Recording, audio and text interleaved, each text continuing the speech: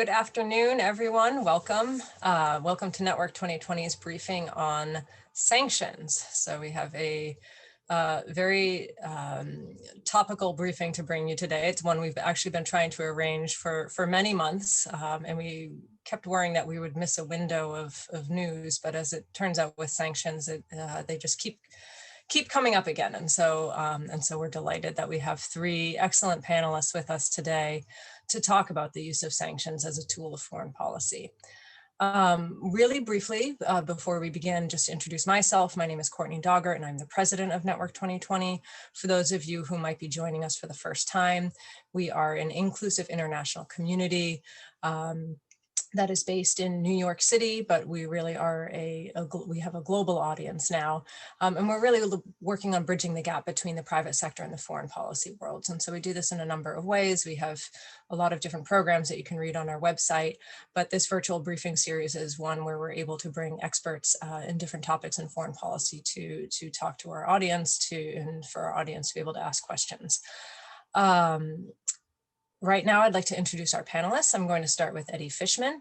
I'm not going to read their bios. Their bios are on the screen, and I assume that most have read them before. But we invited Eddie to join us today because of his real hands-on experience in helping craft sanctions, both on Russia and then also serving as a member of the Iran sanctions team. And so he's very good at the nitty-gritty and understanding why we have some of the sanctions in place that we do.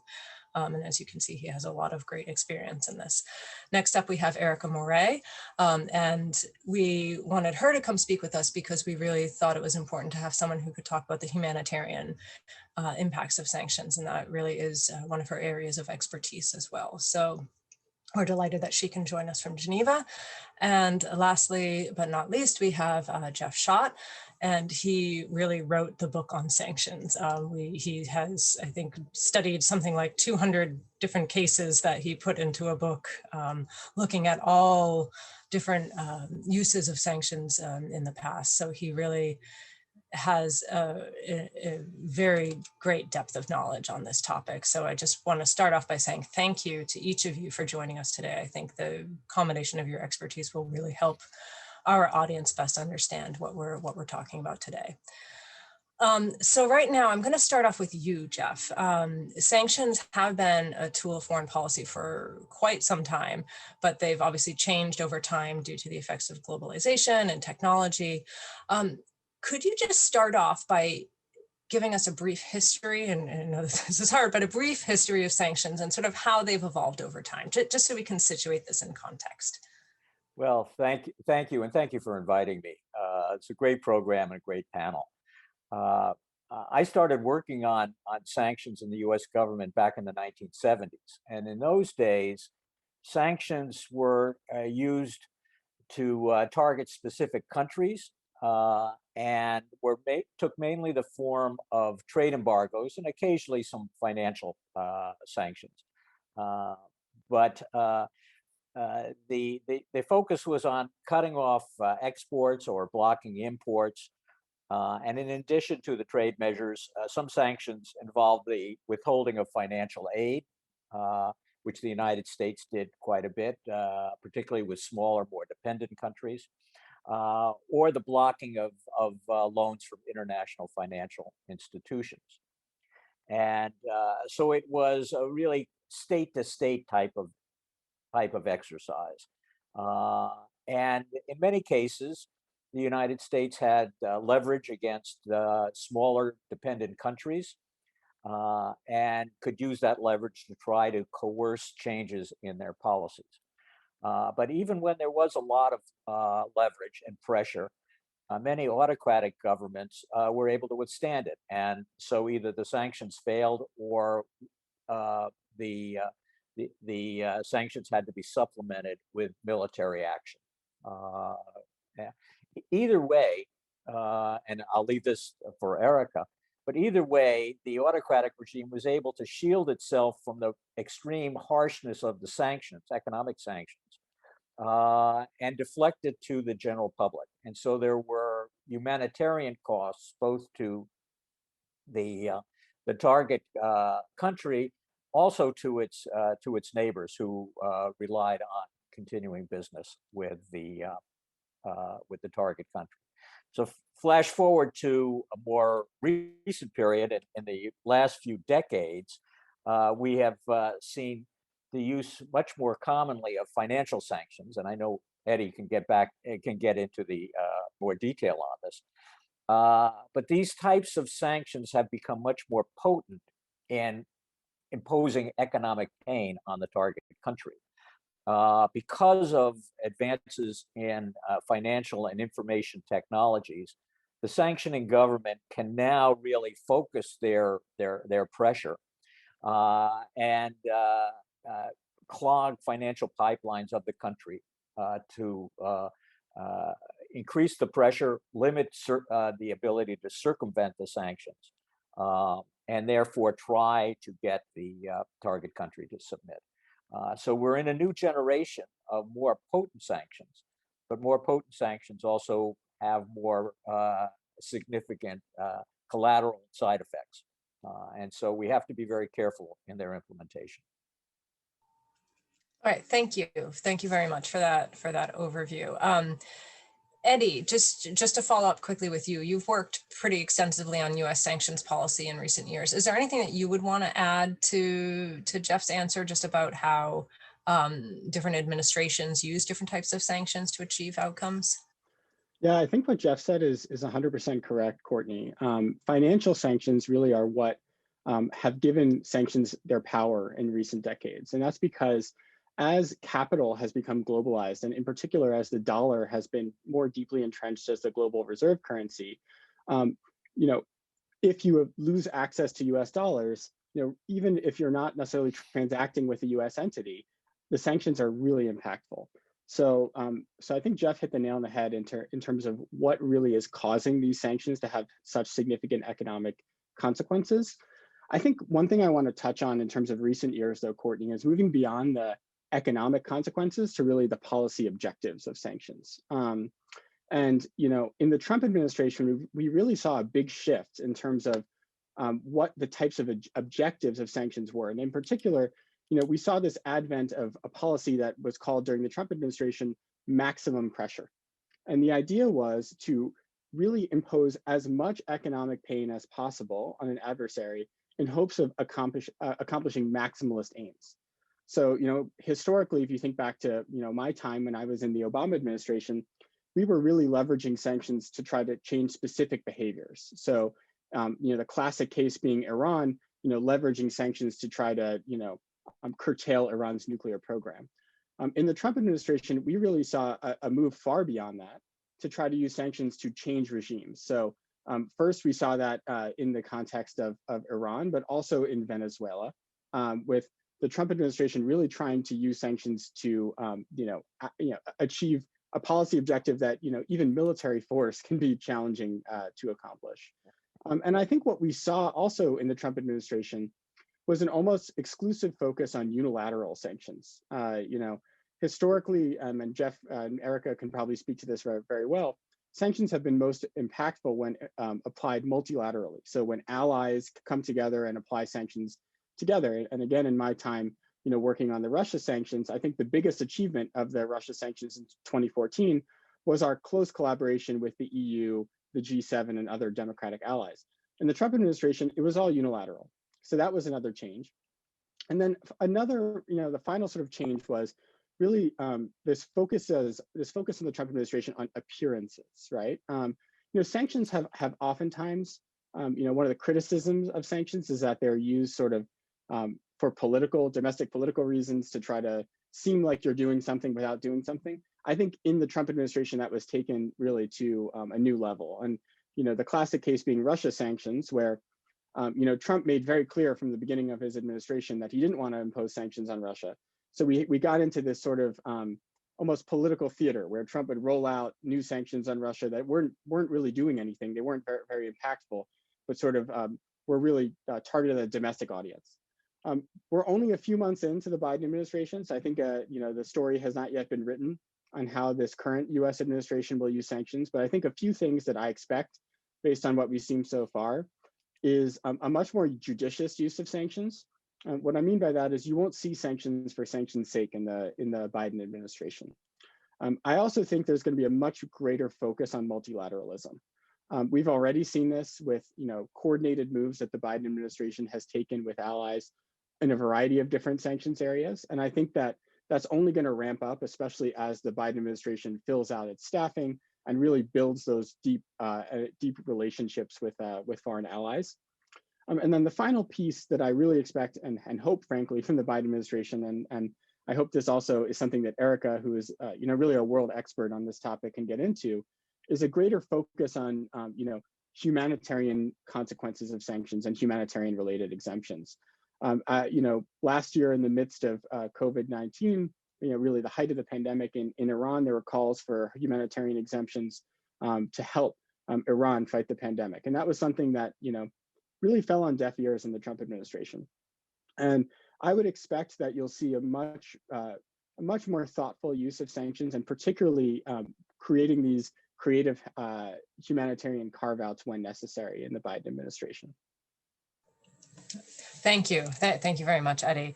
Erica, your name has come up a couple of times, both in Jeff and Eddie's answer when it comes to the humanitarian impact of sanctions. So both in terms of the more potent sanctions now and just the impact that can have, if things are passed through. So could you talk to us a little bit about about the humanitarian side of things? What are the humanitarian concerns that you're tracking, and how do policies really affect people? And I know we've talked a lot about targeted sanctions, but are they really targeted, and how does that work in effect? Thanks, Courtney, and thanks also for having me today. It's a real pleasure to be here from Switzerland. So really, I really agree with what both Jeff and Eddie have both said. We're living in I would say, a strikingly new era for sanctions, and we're reaching something of a crisis point as well. And I'd say that's not just in US sanctions policy, but also a global one as well, when we look at all of the different sanctions regimes that are in place.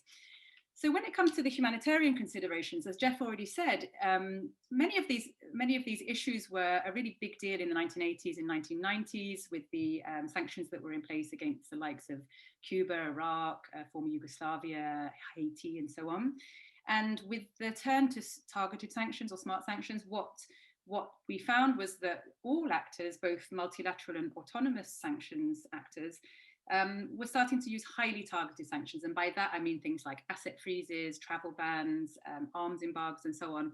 And you can expect with those kinds of measures, they're geared towards certain individuals or entities. And the knock-on effects for ordinary civilians are expected to be really quite limited or controlled for. What we have in the last few years, I'd say the last decade in particular, is a shift to a number of different things that are having humanitarian impacts. The first one that I would say is that we now have multiple sanctions regimes in place. This is what Jeff and Eddie were already saying. You have a number of UN sanctions regimes that are in place, but on top of that, you will sometimes have layered a number of supplementary autonomous sanctions imposed by the US, the EU, and a number of other countries, and also regional organizations. And what we're getting is this kind of very messy overlap of different sanctions regimes in different countries, to the extent that it's like a complex web that is confusing for businesses, for the non-for-profit sectors and so on to navigate. So that in itself has a range of humanitarian implications, because trade is that much harder. There is hindrances in all kinds of bureaucratic processes. The second one, I would say, comes down to the US sanctions, the changes in the US sanctions regimes under the Trump administration in particular, and Eddie was already mentioning this, under the maximum pressure campaign. Now, as you'll know already, this kind of approach has its roots in what we in the sanctions world term the naive theory on sanctions, which is basically given the fact that for 6 to 7 decades, studies have generally shown that sanctions that cripple an economy and hurt ordinary civilians tend to be ineffective and also can be counterproductive.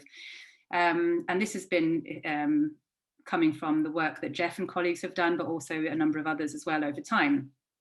And I would say, for example, there's a kind of gradation, a sliding scale of how broad the sanctions could go before they start having an impact again. So it's not to say that you can't have some commodity-based sanctions, some sectoral sanctions, But once you start approximating an embargo again, then it's inevitable that vulnerable populations will be impacted upon. Then I'd say the third point is that sanctions now are overlapping with a whole load of other regulations. You have counterterrorism listings, export controls, we have anti-money laundering regulations, and a whole load of other measures to counter the terrorist financing and so on. So once again, it's becoming more and more complex. And this can impact on the work of humanitarian organizations, for example, and also those working in development and public health and so on, because it means that access to certain groups can be restricted in sanctioned countries, and that includes non-state armed groups and designated terrorist organizations, which can pose a problem with regards to international humanitarian law to those organizations, because their ability to act according to the humanitarian principles of neutrality and impartiality can be compromised through this setup. And this has really been brought to the fore in the pandemic, of course, because in order to tackle the virus effectively globally, the vaccine will need to be rolled out to all of these communities. So it's no good, sanctions preventing the vaccine being given to certain groups, because it's obvious there'll be problem areas in those regions. The final point I would say that has humanitarian implications, and it's actually for me the biggest, most important one, is the phenomenon of de-risking and over-compliance. And this is where we see particularly banks and financial institutions becoming increasingly wary of dealing with heavily sanctioned countries, particularly because of US sanctions and some of the extraterritorial ones, the fear for being fined, other penalties, but also with regard to just the added layers of bureaucracy and how much time it takes, how expensive it can be to work out what is allowed and what isn't. And this is a problem that is the world over. And it can also extend into a whole load of other sectors. So it affects supply chains of essential goods, medicines, food, vaccines, and so on. And it can also impact on NGOs and shipping and so on. So I think those are the really big issues we're thinking about, on my side at least, with regard to current sanctions policy. Thank you, Erica. Just to follow up, and it sounds like what you're saying, at least on that last point, when it comes to de-risking and over-compliance, that even though there's this goal of making sanctions more targeting sectors or targeting individuals, the collective fear of making a misstep by businesses that are in the sanctioning countries, they kind of pull back because they don't want to get caught up in it out of fear, or out of the just the regulation and the what goes into studying that. Is that correct? So, but companies across the world, Mm-hmm. because ultimately, if there's an extraterritorial sanctions Mm-hmm. regime in place, or even just the use of the US dollar, like Eddie was alluding to, Mm-hmm. there's the risk. We've seen banks in Europe and in North America being fined into the billions of dollars Mm-hmm. for falling foul of certain US sanctions regimes. Mm-hmm.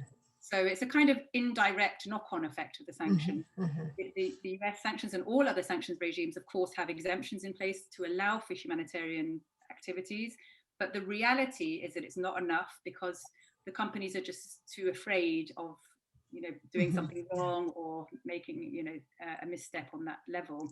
So I personally know people working in major European banks that will say, we are simply not dealing with Iran, even if it's the same for Syria, the same for North Korea. So for all that the governments are trying to do to alleviate the humanitarian suffering, the fear amongst the business community is such that both current operations and reinvestment, once sanctions are lifted, as we saw in Iran, it's a kind of longer lasting problem. And that was going to be my question too. Like, do you have examples of this in actuality? If you just to make it a little bit more tangible for the audience, have you seen the humanitarian impacts in different countries, or is this happening more? I know you said it is worldwide, but do you see it happening more in one country or another?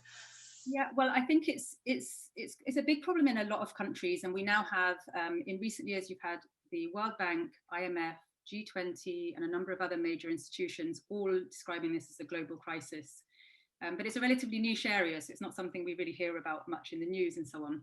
I can give you the most dramatic example, I guess, is the case of North Korea, which now has no connections to the international financial sector. There is quite literally no way of making a payment from anywhere in the world into North Korea. The only way is to carry cash into the country, because all the banks have become so afraid of the combined, US, UN, EU sanctions and so on. Syria is almost there. To our last count, Syria is a country I've been working on for a long time. About 3 or 4 years ago, we were looking at something called the correspondent banking channels into the country. And you need this in order to particularly make dollar payments, but you need, in order to make a payment from somewhere in Europe into anywhere in the world, you go generally through a chain of, say, 1 or 2 or 3 other banks. And these have been declining worldwide. But in the case of Syria, there was something like, say, 12 3 years ago. Now, last year, there were 4. And I wouldn't be surprised next year or the year after, there will be none. And then we're really looking at a major humanitarian crisis where, no money can come in. And even now, humanitarian organizations operating in Syria, especially outside of the areas of government control, they have to carry cash across the borders to pay their staff. They have to use informal remittance systems like Hawala. And that's quite remarkable if you think, even parts of the UN are having to do that. So that's where you can see how pervasive this problem is now. Thank you. Thank you for that. Eddie, I just wanted to turn to you for a little bit to talk about a country that keeps cropping up in the news, which is Russia. And it always feels like there are new sanctions being imposed on Russia. At least this is my perception. Please correct me if I'm wrong. Could you take a moment and just walk us through some of the most recent sanctions that we've put on Russia? And also just to make it clear for the audience too, like, how much further can we go? Is there a point when you reach when you can't do anymore? So where is the limits in terms of the effectiveness of sanctions? Yeah, great question. So on April 15th, the Biden administration imposed sanctions on the issuance of Russian ruble-denominated sovereign debt. This was a really significant move, and I actually think it was interesting because it seemed to be calibrated to clearly be meaningful, but not be so aggressive as to be escalatory. And you bring up an interesting point about, there seems to be new Russia sanctions every day. I want to touch on a point I made in sort of my opening comments, which is during the Trump administration, there was a lot of press around Russia sanctions, but very little action, very, very little action. And something that surprised some people when I talked to them about it after the April 15th move by the Biden administration, those were actually the first sectoral sanctions imposed in Russia in 7 years. So in 2014 was when really the US and the EU started imposing significant debt restrictions on Russian state-owned banks, state-owned energy companies, and state-owned defense conglomerates like Rostec.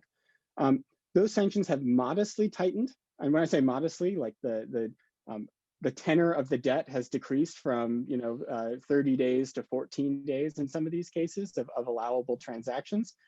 But there's been basically no additional sectoral sanctions put in place since 2014. So the move that happened in April 15th was extremely significant because what it did was it really expanded these debt restrictions to Russia's main source of sovereign debt financing, which is ruble-denominated sovereign debt. The move that happened, I think, earlier this month in April really is a sea change in US policy. And I think is a reversal from the Trump administration. So I think during the Trump years, we really saw a downslope of Russia sanctions, right? So in the first couple of years of the sanctions in the Obama years when I was there, 2014, 2015, markets perceived that sanctions were getting worse. And as a result, for some of the reasons that Erica mentioned, the impact on Russia was magnified, right? And you saw significant GDP contraction, you saw real significant economic problems in Russia. The Russian economy has recovered since 2015, largely because during the Trump administration, foreign investors realized that sanctions weren't going to get any stronger. I think that we hit a fork on the road on April 15th of this month because we're now on the upslope of sanctions again. And you actually just saw recently last week, the Russian central bank raise its key interest rate from 4.5% to 5%. I think that's a consequence of the sanctions that were imposed earlier this month. You mentioned, how much room is there on Russia sanctions? A lot of room, I think, is the short answer. The Russia sanctions were designed to be very light touch relative to sanctions against Iran or North Korea. And that's because Russia has been sort of interlinked with the global economy, right? So, when you look at Iran, there have been full blocking sanctions, so complete asset freezes on the largest banks and energy companies, even the central bank of Iran. On Russia, not a single major state-owned enterprise is under a full asset freeze, not one. So I used to say that you have the Russia sanction, or if the Iran sanctions are a 10 out of 10 on the scale of intensity, the Russia sanctions are a 2 or a 3. But really, it's a different scale. Like you're talking about a fully different animal between the Iran sanctions and the Russia sanctions, and that's for good reason, right? Because you don't want to have all of these, second order consequences that could happen if you were to cut off major Russian banks from the global financial system. But I think what it also means is that used smartly and incorporated into a smart U.S. foreign policy, sanctions could be quite effective vis-a-vis Russia, right? Because there is so much more room for escalation, the Biden administration can use that room to deter Russian activity that they don't want to happen. So something I've been pushing for a long time has been, a real very clear commitment to impose significant sanctions on Russia, and specifically on state-owned Russian enterprises, if Russia were to interfere in a future US election. And I think the reason that you want to lay out a policy like that in advance is the goal is deterrence. It's to try to affect Russia's calculus in the future, as opposed to trying to undo an action that has happened in the past.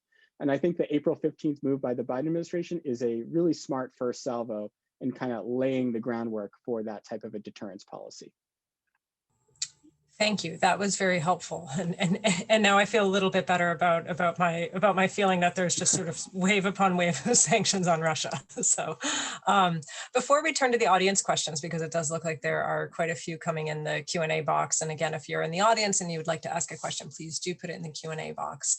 I just want to do a quick lightning round and take a look at the future of sanctions. So Jeff, starting with you, what changes would you like to see when it comes to sanctions in the coming years?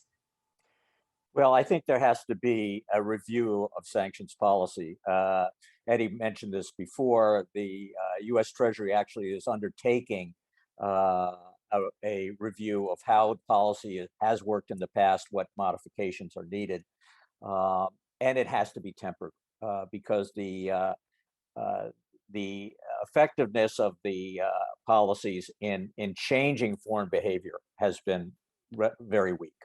And that's going to continue with Russia as well. The problem we have with Russia is Russia is not an important player in the world economy.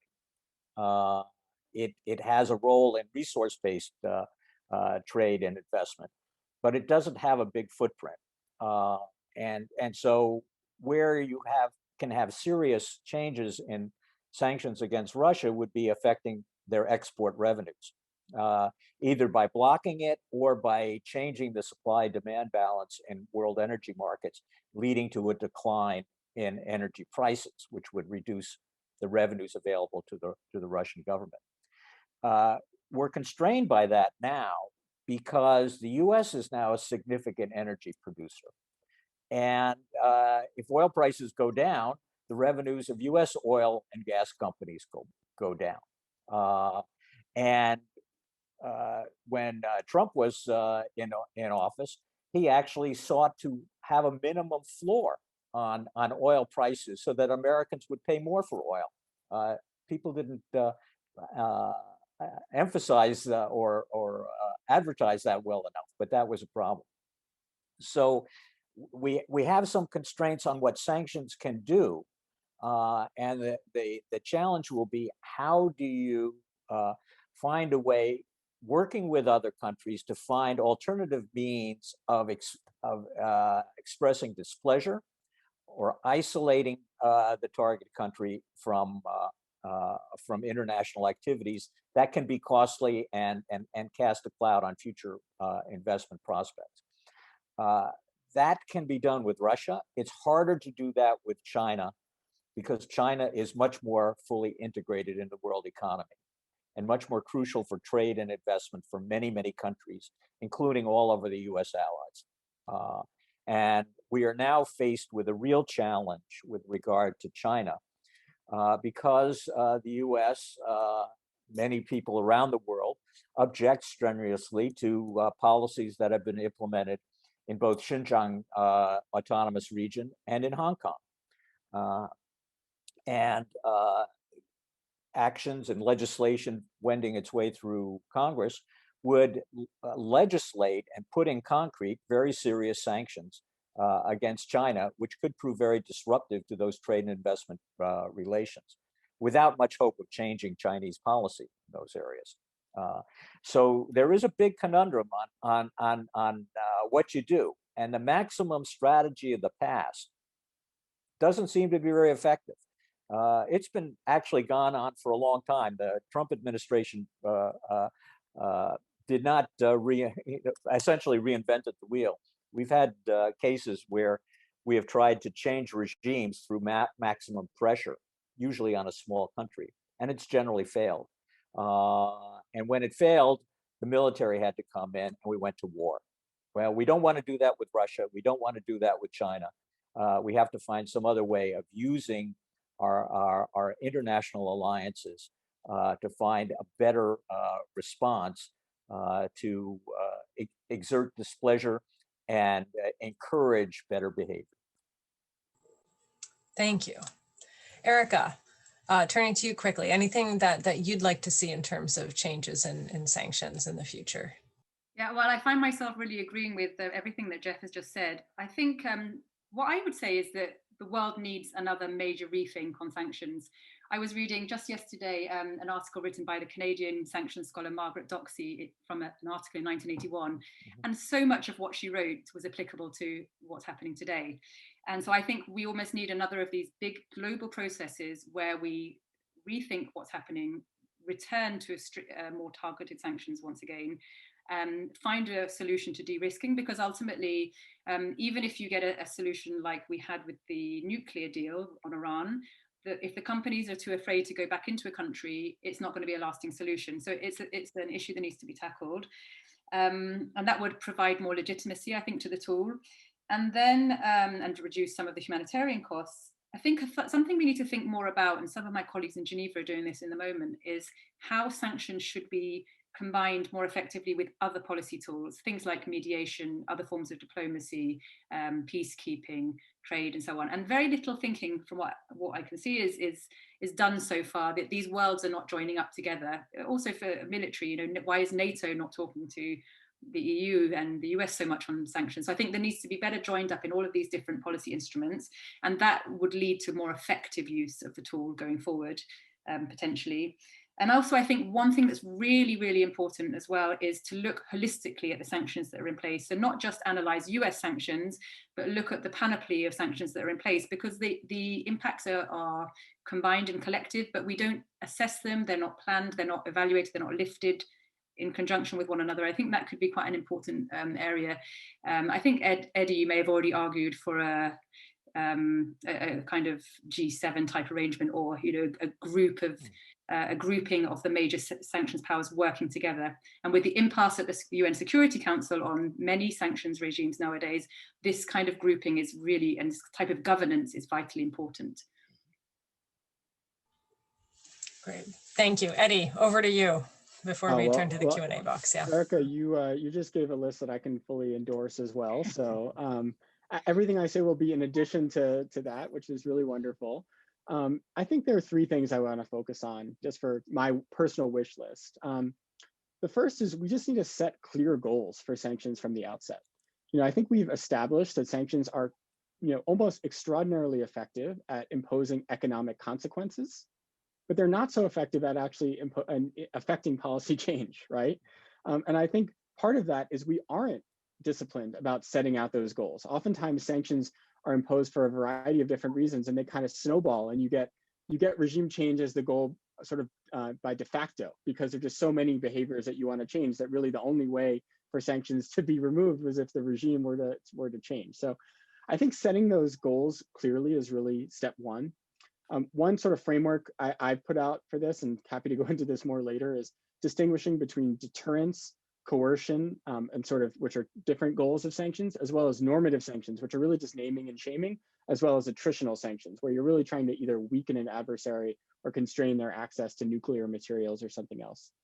The second piece, besides setting clear goals, is what I would call structural reforms. One of those would be sort of the multilateral structural reforms that Erica mentioned, I have called for sort of democratic alliance-based sanctions framework, whether that's the G7 plus a few other countries, whether it's a new D10, which is another sort of a program that I've discussed publicly in the past. I think having that framework would be really important to sort of planning sanctions in advance multilaterally so that these plans are off the shelf and ready to go when a crisis breaks out. I think there's also structural reforms we can do within the US government. So creating an Office of Sanctions Coordination within the State Department, which is something that I expect will happen this year because it was incorporated in legislation recently, would go a long way, because you need to have that sort of diplomatic coordinating center at the State Department that really only existed for a few years in my time with Ambassador Dan Fried, who did a really wonderful job in that role. And then the final piece, and this is sort of maybe the real wish list, because this is like a step further, is just putting some more creativity in sanctions. And what I mean by that is, we oftentimes have static sanctions that just sit around.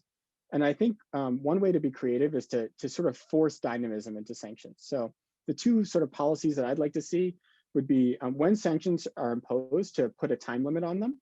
So almost like a criminal sentence where, you'd say, this is a 10-year sanction, this is a 15-year sanction, this is a 5-year sanction.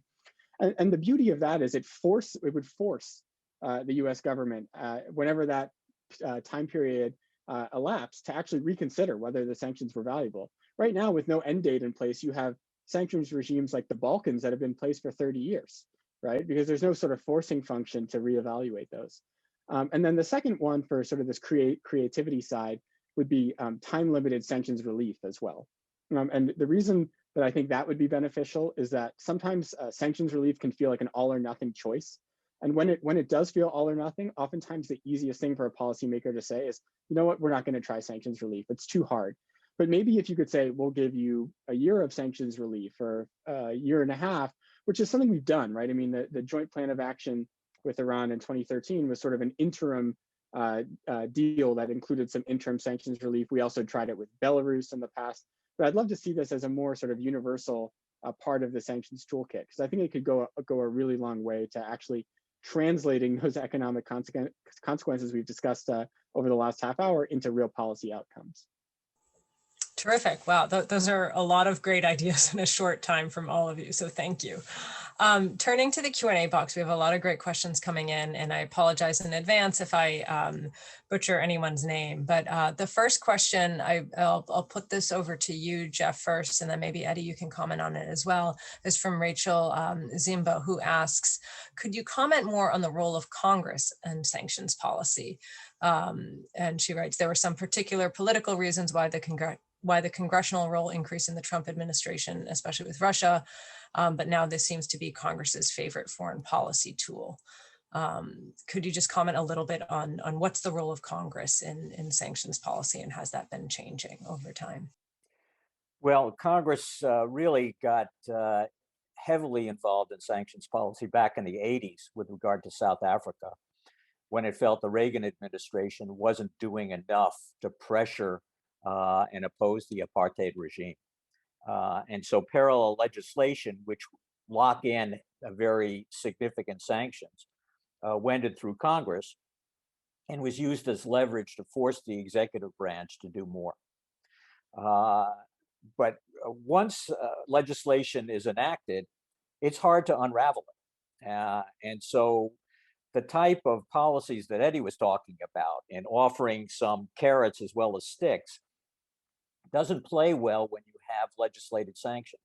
And yet the Congress has more and more frequently engaged in sanctions legislation, as they did last year with the Hong Kong Autonomy Act, and as they're doing now with the Forced Labor Protection Act involving the Uyghurs in China.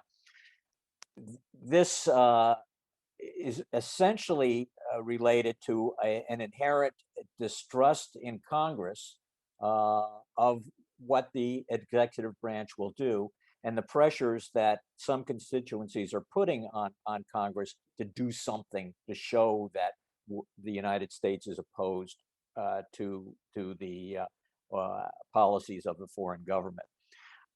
It's complicated, and I think what the Biden administration is trying to do now with its recalibration of policy is find a way of bringing in congressional voices in the formulation of U.S. policy so that we do not get delayed in waiting for congressional legislation to work its way through. And we have political buy-in to sustain the sanctions over time. Because you can't really tell how long it's going to take for a sanctions policy to have some impact or influence the target country. And there's a risk in setting the deadlines, though it's a good idea that there be some sunset reviews. If you set deadlines, then the target country, particularly an autocratic regime, will just wait you out. That came up during the Iraq War, where sanctions were beginning to work, but the politicians were too impatient and said, no, we have to have a result in this period of time. And then they sent in the army, and there was massive harm to the civilian population and to the target country itself. One final point involving Congress. Congress does not like to spend money on foreign policy. And so the executive has always tried to use sanctions as foreign policy on the cheap. It's off budget. And it then omits one very important component of an effective sanctions policy that is hardly ever used. And that is offering the reconstruction of the target economy and to help for humanitarian and other purposes once policies are changed, or as a process of encouraging the evolutionary change of those policies. And it's going to be very difficult to get the Congress to put real money on the line to do that, to pay your adversary.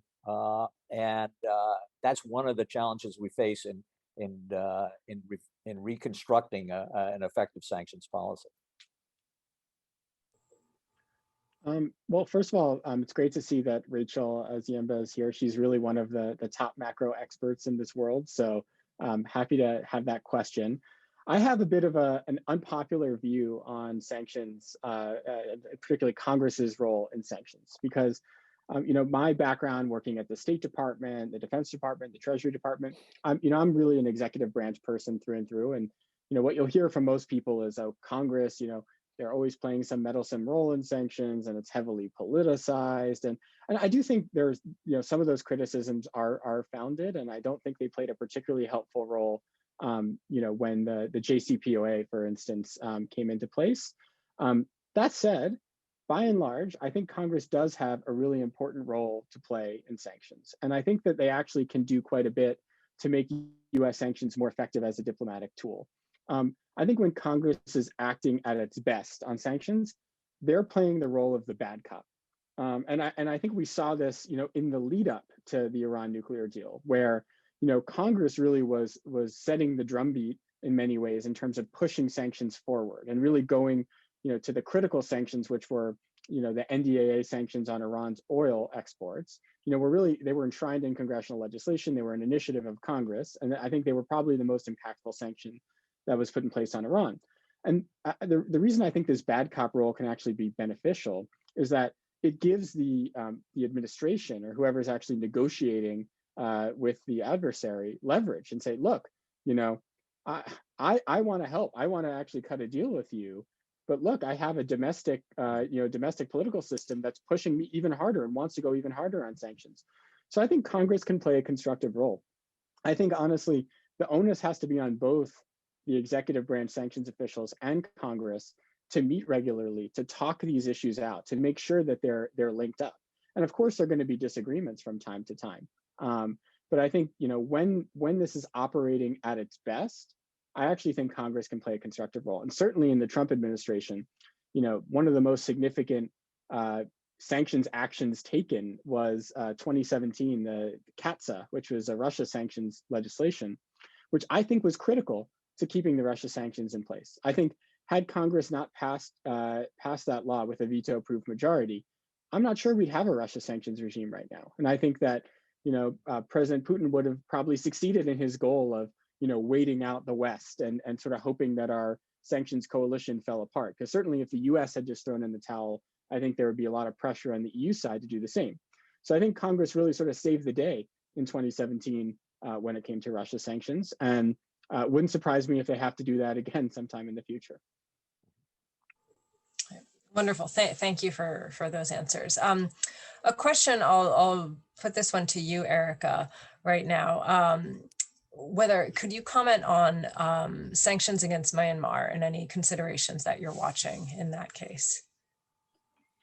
Yeah, sure. Well, I'm not an Asia specialist, but I was involved in a Sciences Po panel on Myanmar recently, so I had the opportunity to listen to benefit from some real experts on the area. So I think for me, the biggest takeaway is, of course, Myanmar was under very broad de facto comprehensive sanctions in the past, and of course they were lifted with various political developments. So it's a country that has experienced heavy sanctions in the past, and I think there's a fear in some ways that very broad sanctions will be put back in place. But I think so far they're really targeted to certain officials, certain individuals, and then companies whose profits go to the Myanmar military. So I think for me, that seems to be the right way to go at the moment. What is really key, though, in this particular area is that ASEAN, the group of Asian nations that is very influential in this area, should be involved in some way. And of course, ASEAN is the only regional organization that is very opposed to sanctions. So I think that immediately poses quite a tricky dynamic in terms of how to combine the sanctions with the wider diplomacy that's going on in the region. Thank you. We have an interesting question from Nina Modazedi. And the question, I'm trying to think about who I should put this to. Maybe you guys can volunteer yourselves. What are your thoughts on cryptocurrencies in relation to economic sanctions? And what impact do you think cryptocurrencies will have on the effectiveness of sanctions in the future? And do you think heavy economic sanctions will promote the use of cryptocurrencies? Well, I think the concern today is exaggerated, but there has been a modest movement away from transacting in U.S. dollars, and the Russians are certainly doing a lot of that as much as they can, mostly with their trade with China. And some of the oil trade is denominated now in euros. But the attractiveness of doing business in dollars is the attractiveness of U.S. financial markets, which are unparalleled anywhere in the world. And so that is, I think, unless we screw up our own economy, that is where we're going to continue to have advantage for some time. But it's an important question, and one where a lot of people are doing a lot of work going forward. It would take an entire new program and some financial geeks talking about it to get deeper into it, I think. Could I add a very quick point? Building on what Jeff said, because I think that was a really excellent point on crypto. I think it's one of these issues that can pose risks and positive sides when it comes to sanctions. Of course, there's a lot of fear that cryptocurrencies can be used as a form of evasion. And you see that, for example, with the US sanctions against Venezuela, they've not only sanctioned the petro, which was the Venezuelan cryptocurrency, but any future cryptocurrencies that the country may develop. Yeah. So I think that's a really interesting area, that attempts by different governments to use it as a tool to circumvent or at least deal with sanctions is possibly going to be limited through that kind of sanctioning action. But at the same time, what I'm seeing as a very interesting development among the humanitarian community is the use in certain contexts of emerging technologies that could include blockchain-based technologies or crypto assets of certain kinds to actually get money into countries that are heavily sanctioned, that are suffering from de-risking. When it comes to a country like Syria, it's actually very difficult because of many factors that are in place, the lack of infrastructure, the low levels of digitization and so on. But in certain contexts, it can actually enable the UN and big humanitarian organizations to keep on doing their work. and bringing funds in when banks would otherwise, not want to deal with those countries. So it could be a force for good as well, I think. One thing to add, so in recent years, there's actually been a lot of discussion around, is the role of the dollar imperiled by America's use of sanctions, right? And not just, is it forcing countries to trade in cryptocurrency, but to use, alternatives to SWIFT, or to really just pushing trade and finance outside of the U.S. Dollar. One thing that's interesting is, over the last decade, so, since the financial crisis, which also happens to be this period of an explosion of US sanctions on Iran and North Korea, Venezuela, Russia, the role of the dollar in global finance has only increased and only entrenched. So what that tells me is that, the forces that, have created the dollar as the global reserve currency and keep it that way are much more potent than America's use of sanctions, right?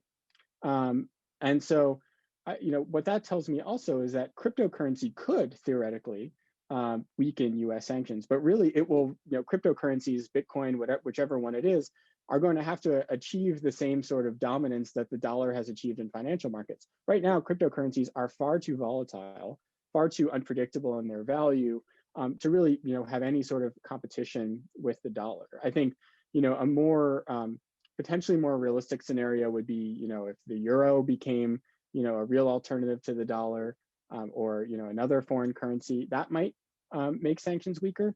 But there's also one other point that people don't often account for, which is that, there are two ways that US sanctions have impact, right? One is this mechanical way, right, where, even a foreign exchange transaction converting euros to a non-US dollar currency may have to go through correspondent accounts in New York, right? So there's a nexus with the US, which means that transaction might be blocked, right? So that's a very mechanical way that the dollar is significant and US sanctions have impact.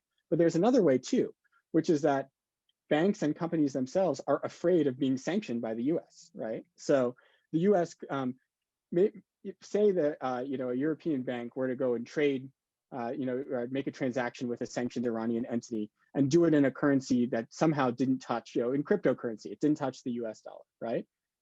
There's nothing stopping the US government then from sanctioning that European bank, which would be very devastating for that bank, right? So even if the sort of mechanistic ways that sanctions are impactful were to be circumvented by cryptocurrency or some other currency, so long as the dollar is that impactful, the threat of being sanctioned is going to be very, very, very significant. Thank you. Those are all fantastic points. I wasn't sure who was going to be able to take that, but it turns you all did with very excellent points. And I hadn't even thought about the humanitarian side of things. So thank you. Thank you for that. We have a question from Ryan Bearcaw on China in particular. So the US has a number of sanctions in place against specific entities within China, but they don't seem to have any impact at all on Beijing's behavior. Is China too big to be deterred or pressured by sanctions at this point? And then on a flip side of that, I believe it was a few months back, and correct me if I'm wrong, China had sanctioned, a few individuals in the US. And so I'd just love to hear, just piggybacking while we're talking about China, putting that action in context. Is there any meaning? Is that something new? Is it something that is just symbolic? So would love to hear a little bit more about China. Jeff, you look like you're ready to jump in. Yeah, I've written about this. We actually don't have many sanctions against China yet. Hardly any entities are hit with sanctions. There are a few that are subject to export controls. And Huawei is a big example for violating US sanctions against Iran, and now for the export control restrictions. But by and large, we haven't applied sanctions to many individuals or companies in China. Though that is beginning to change because of the legislation with regard to Hong Kong and the impending legislation with regard to Xinjiang and the Uyghurs. In addition to that, the Chinese have met our sanctions against them with their sanctions against us. So we name a number of politicians who have absolutely no assets in the United States and no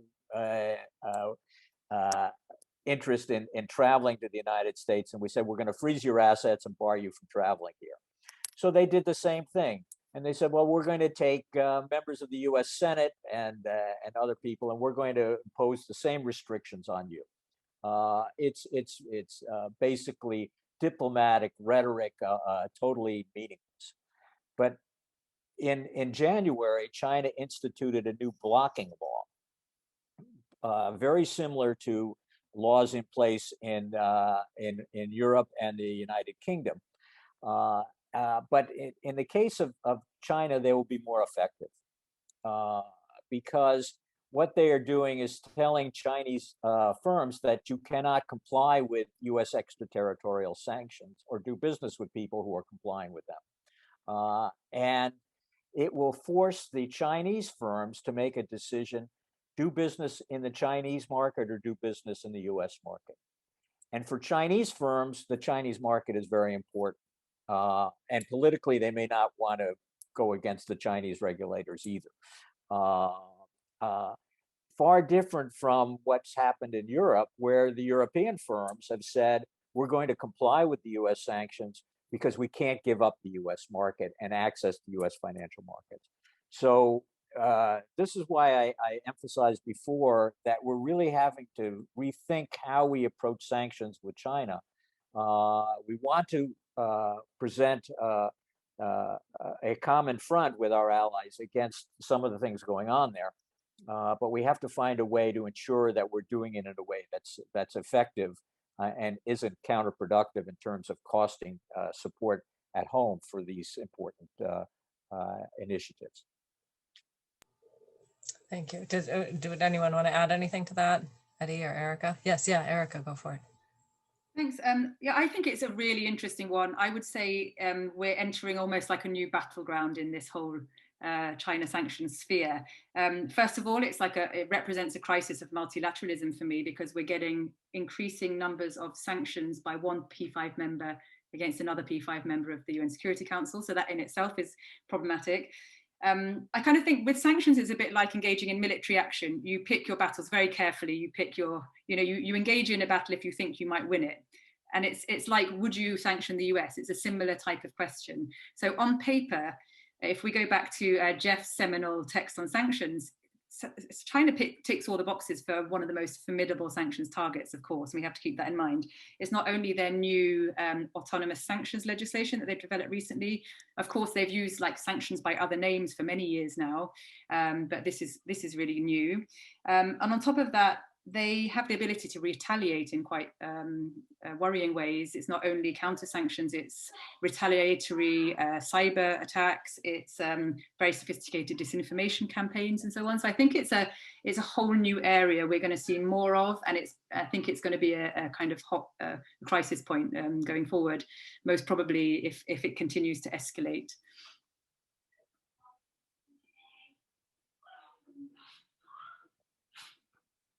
Oh, you're muted. Oh, sorry, thought I did that. I think this gets us just about up to time. So I think with that, we will call it a wrap.